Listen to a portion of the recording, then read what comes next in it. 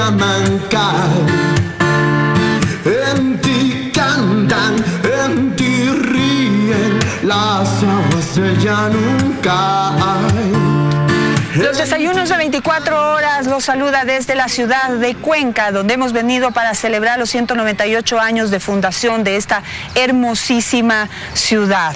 Bueno, como les dije, esta ciudad nos recibió con un sol espectacular, el clima ha cambiado un montón, desde mi punto de vista, afortunadamente en este sentido, porque pues poder disfrutar así, de esta manera, al aire libre, esta lindísima ciudad, pues se la vive muchísimo mejor. Estoy ahora junto al exalcalde de Cuenca, Javier Muñoz, y con él vamos a hablar también del ambiente político que, como dije hace un momento, ya se empieza a calentar. Vamos a ver qué perspectivas hay, así que le doy la bienvenida. Javier, qué gusto verle, bienvenido a nuestro programa.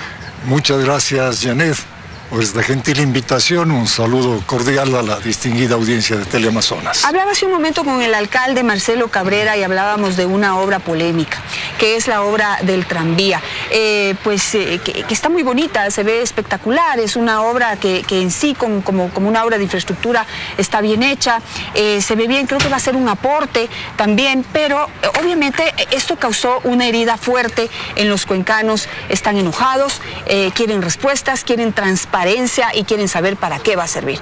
Si no va a servir exactamente para lo que se planificó, entonces, pues que alguien les explique por qué se gastó tanto dinero en eso. ¿Qué les podríamos responder? Bueno, creo que hay algunos aspectos que valen la pena ser aclarados.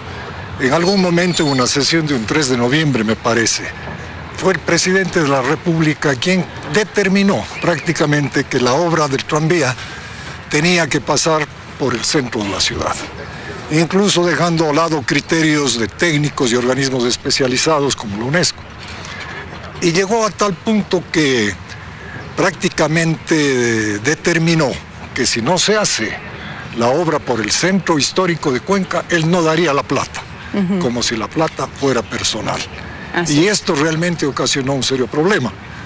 Todas las gestiones posteriores tuvieron que hacerse con miras a ese trazado. Y de allí el inicio de dificultades.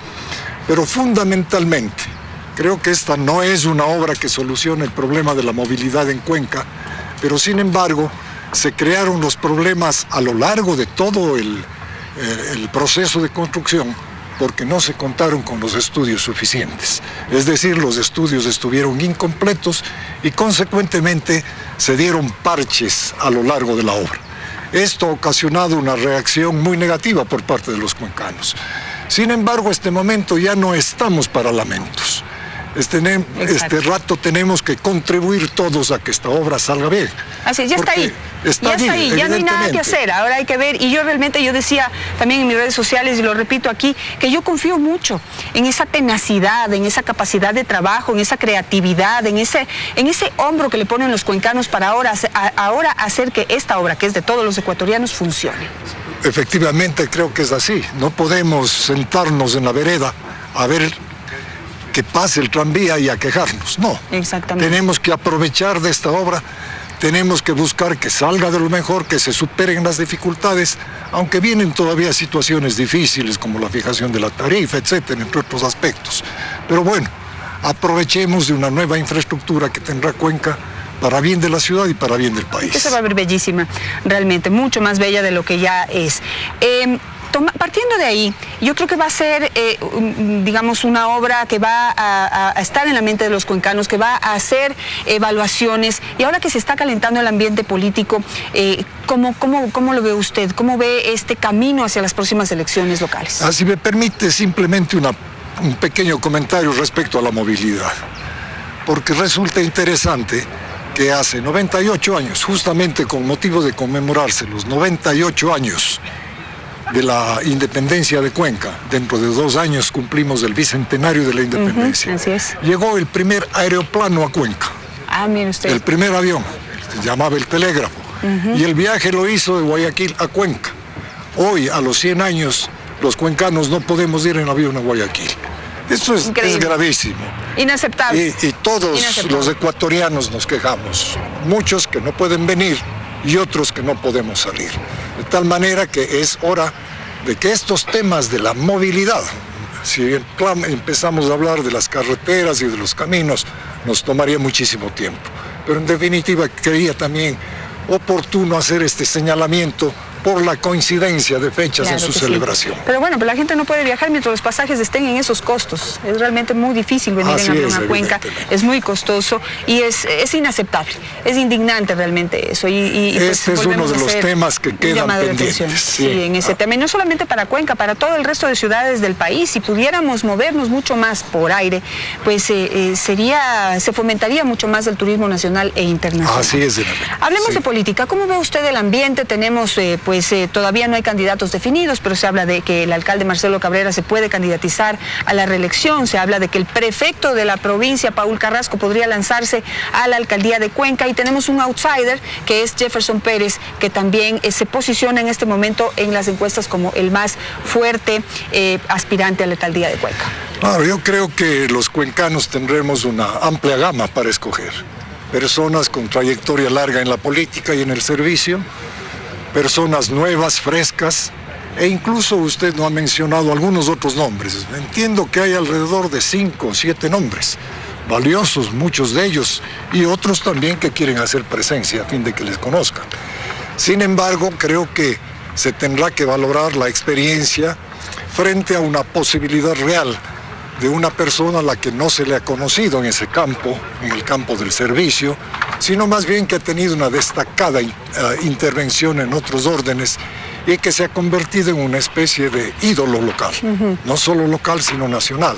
Claro, es un referente, estamos hablando de Jefferson Pérez. Desde luego, así es. Creo que no tiene experiencia política, pero que tiene algo que no tienen o que no han demostrado tener los políticos, que es transparencia, honestidad, franqueza para hablar. Sí, yo creo que estar cargado de muy buenas intenciones es importante, pero no es lo único. De todas maneras hay que demostrarlo. Y esperemos a que Cuenca siga adelante, porque la lucha de Cuenca y el trabajo que les queda a las autoridades próximas no es solo demostrar a través de su ejecutividad, sino a través de una acción conjunta que le ha permitido a la ciudad salir adelante.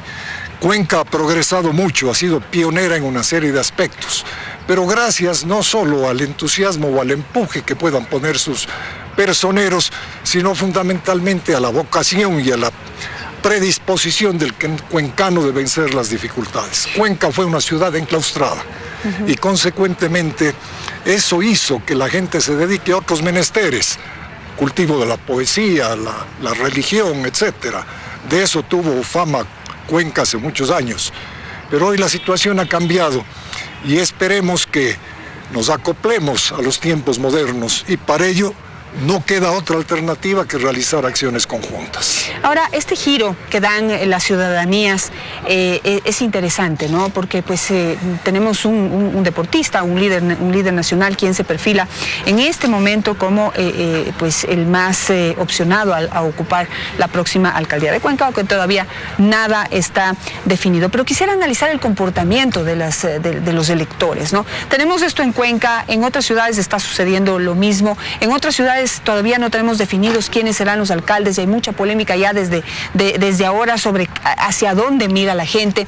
Y mira lo que ha pasado en Brasil, ¿no? Que de un socialismo de Lula da Silva, ahora se volteó, los electores se voltearon completamente al otro lado, como si el pensamiento se pudiera voltear de esa manera. ¿Cómo lo evalúa usted? ¿Qué es lo que qué es lo que pasa en el mundo de la política y sobre todo después de este socialismo del siglo XXI, que aquí estuvo muy fuerte? Sí, efectivamente. Yo creo que tenemos que hacer una gran diferencia. Estamos frente a un proceso cívico en donde juegan aspectos eminentemente locales. El espacio político quizás está más dirigido hacia las acciones, hacia las elecciones presidenciales y de asambleístas. Y ahí la gran diferencia que tiene que haber en elecciones de esta naturaleza. Por eso el legislador, con muy buen criterio, determinó que las elecciones seccionales para alcaldes, prefectos, juntas parroquiales, no se las lleve con la elección presidencial, con el propósito de evitar la influencia del presidente de la República en elecciones locales. A lo mejor en una parroquia alejada le es más importante y significado saber quién va a ser su representante, su líder, antes que el propio presidente de la República. Por tanto, yo creo que eso es bueno. Sin embargo, vimos en elecciones pasadas que la intervención del presidente de la República, sin que tenga la obligación de hacerlo, participó en campañas electorales seccionales con muy malos resultados. Creo que aquí en Cuenca, precisamente, no hubo una respuesta favorable a su presencia y le afectó al candidato Paul Granda, con la venida del presidente, que con su estilo afectó y tuvo pues expresiones nada favorables hacia ciudadanos cuencanos y naturalmente luego pasó a realizar aquellos shows que tanto nos cansaron.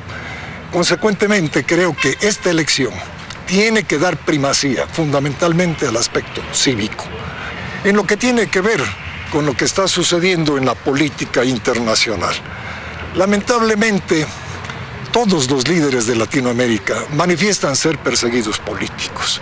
Y aquí tenemos que hacer grandes diferenciaciones. No hay perseguidos políticos.